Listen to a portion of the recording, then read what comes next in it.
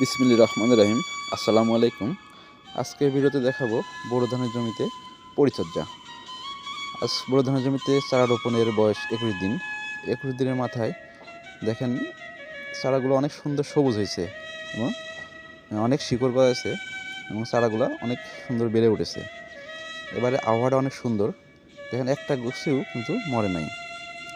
21 দিন পরে আমরা আজকে বোরো ধানের জমিতে মাটিটা ঘেঁটে দেব এবং দু একটা যদি আগাছা আসে যায় এটা পরিষ্কার করে দিব।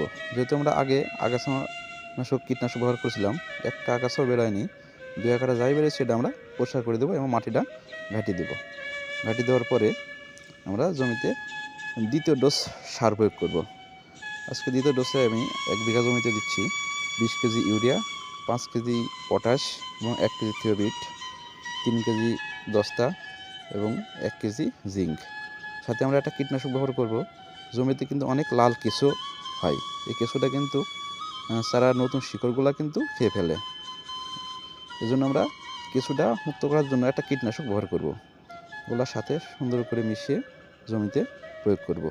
প্রয়োগ করার কিছু 2-4 দিনের মধ্যে দেখবেন চারাগুলো অনেক সুন্দর সবুজ হয়ে বেড়ে উঠতেছে। আসসালামু আলাইকুম। পরের ভিডিও দেখার জন্য সাথে থাকবেন। ধন্যবাদ।